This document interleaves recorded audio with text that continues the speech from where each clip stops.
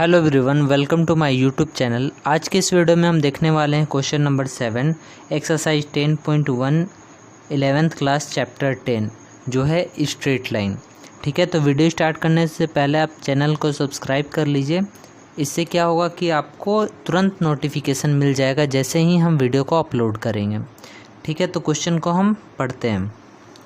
Question number 7 है find the slope of a line. यहाँ पर स्लोप हमको फाइंड करना है। Which makes an angle of 30 degree. 30 degree का एंगल जो बनाता है, जो लाइन 30 डिग्री का एंगल बनाता है with the positive direction of y axis. Y axis का पॉजिटिव डायरेक्शन से मेजर्ड एंटी क्लॉकवाइज। ठीक है, एंटी क्लॉकवाइज ये तो आपको पता होना चाहिए, नहीं भी पता है तो फिर हम यहाँ पर बताते हैं। ठीक है, यहाँ पर देखो आप कि दो कंडीशन हो सकता है। जैसे ये कोऑर्डिनेट एक्सिस है, वाई एक्सिस ये वाला है, बोला है कि वाई एक्सिस से लाइन पास कर रहा है, उसी का स्लोप निकालने के लिए। तो ये लाइन ऐसे भी पास कर सकता है और लाइन ऐसे भी पास कर सकता है। ठीक है, तो यहाँ पर हमको पहुँचना है क्योंकि ये वाई एक्सिस है और ये लाइन पर हमको जाना है। तो ये हम ऐसे नहीं जा सकते हैं क्योंकि बोला है एंटी क्लॉकवाइज जाना है ना। एंटी क्लॉकवाइज कैसे होता है, जैसे ये घड़ी है तो कांटा जो है ऐसे चलता है ना। ठीक है, ऐसे चलता है, इसको क्लॉकवाइज बोलते हैं।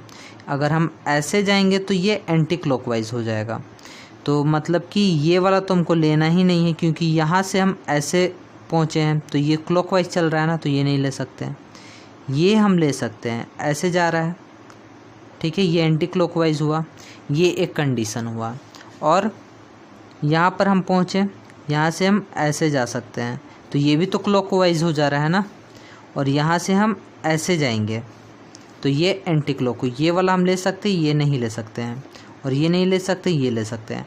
ठीक है, यहाँ तक डिफरेंस समझ में आया। अब ये दोनों फिगर में से हम कौन सा लेंगे। यहाँ पर 30 डिग्री बोल रहा है तो 30 डिग्री ये छोटा सा है ना और ये बड़ा है। अगर मान के चलो 110 वगैरह बोलता तो ये हम ले सकते थे और ये नहीं लेते। अब यहाँ पर भी हम डिफरेंस बता देते हैं। जैसे ये लाइन है, ठीक है, ये लाइन है, इसको हम अगर हम ऐसे करते हैं, अगर हम ऐसे करते हैं तो यहाँ पर आप देखो ये वाला पोर्शन और ये वाला पोर्शन ऐसा करके बना रहा है ये। तो ये तो 90 डिग्री से भी ज़्यादा बना रहा है। 90 डिग्री ऐसे होता है ना, है ना, ये 90 डिग्री से भी ज़्यादा बना रहा है। तो यहाँ पर 30 डिग्री होने का यहाँ पर कोई चांस ही नहीं है। तो ये फिगर हम नहीं लेंगे, है ना, ये वाला फिगर लेंगे। ठीक है, क्योंकि ये 90, अगर यहाँ से हम ऐसे करके ड्रॉ करें तो ये तो 90 डिग्री से बहुत कम बना रहा है। 45 इधर चल जाएगा और 30 यहाँ पर होगा। ये सिंपल सा पता चल रहा है। तो फिगर समझ में आ गया है ना। अब हम इसमें सॉल्व करते हैं। ठीक है, तो यहाँ पर हम ये बना लिए, ये लाइन पास कर रहा है। ठीक है, इसको हम L1 नाम दे देते हैं। तो ये वाला यहाँ से एंटी क्लॉक ऐसे जाएगा ना, ऐसे जाएगा, इस पर नहीं आएगा, इस पर जाएगा। ठीक है, और यहाँ पर A हो गया, यहाँ पर O, यहाँ पर B। तो यहाँ पर ये 30 दिया हुआ है ना, ये 30 दिया हुआ है। तो जैसा कि हम जानते हैं कि जब ये 30 है तो ये भी 30 होगा। क्यों होगा, वर्टिकली अपोजिट एंगल। ठीक है, तो एंगल AOB यहाँ पर कितना हो जाएगा, 30 डिग्री हो जाएगा। क्यों, यहाँ पर बाई वर्टिकली अपोजिट एंगल। देखो यहाँ पर कुछ हम ट्रिक बताते हैं। जैसे कि जब भी X बनाए ना तो ये इक्वल होता है। अगर Z एंगल बनाए तो ये और ये इक्वल हो जाता है। और L बनाए तो ये और ये इक्वल होता है। इसका नाम होता है वर्टिकली अपोजिट एंगल। इसको बोलते हैं अल्टरनेट इंटीरियर एंगल। ठीक है, इसको बोलते हैं करस्पॉन्डिंग एंगल।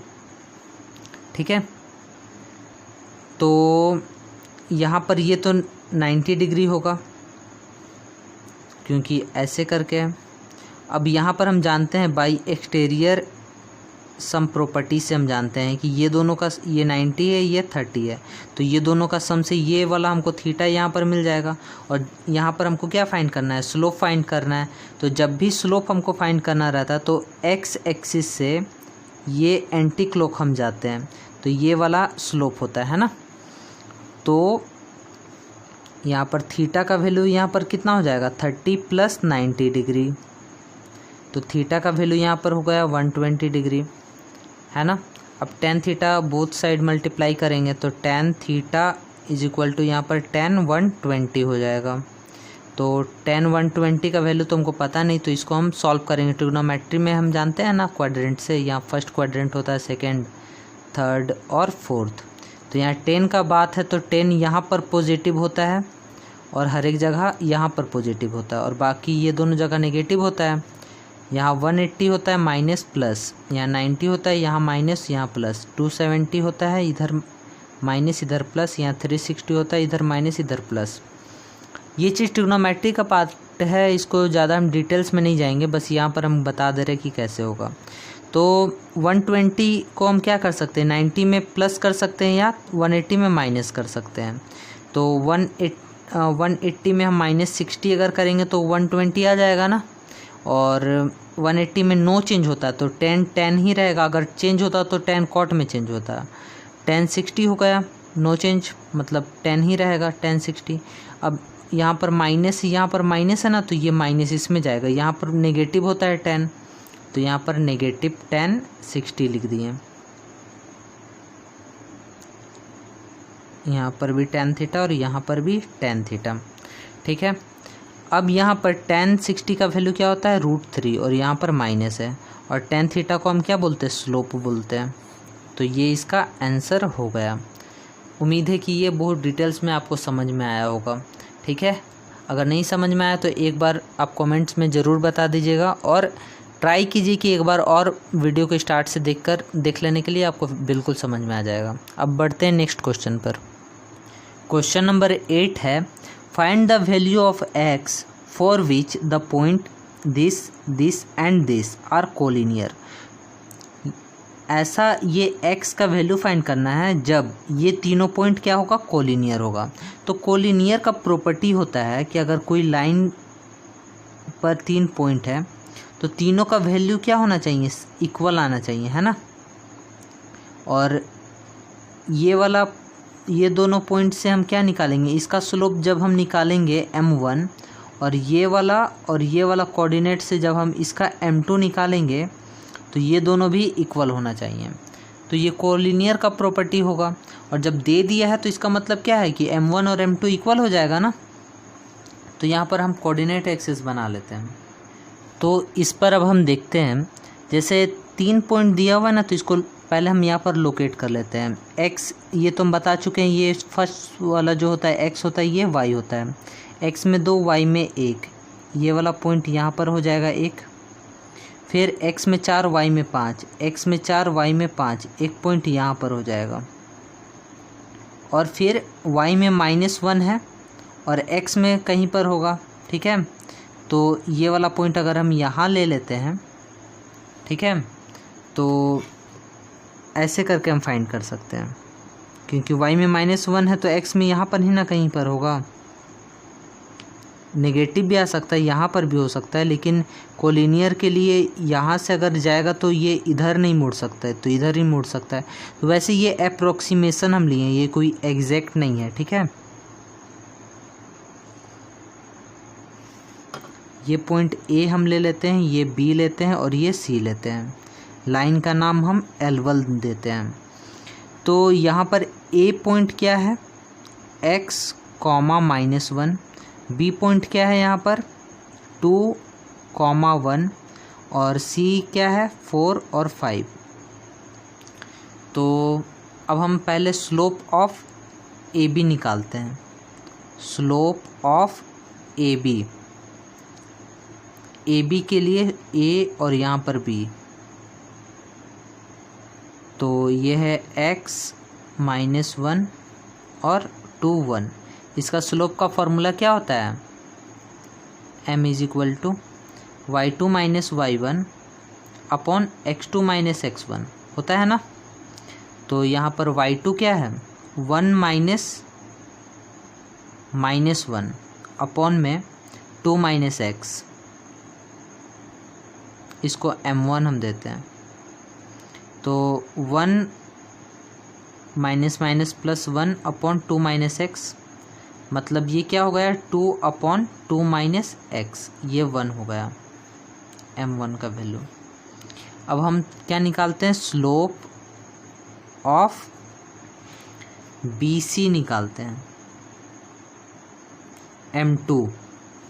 तो यहाँ पर आप देखो, यहाँ पर B है, यहाँ पर C है, तो B के लिए पॉइंट क्या है 2 1 और C के लिए क्या है 4 और 5 है ना।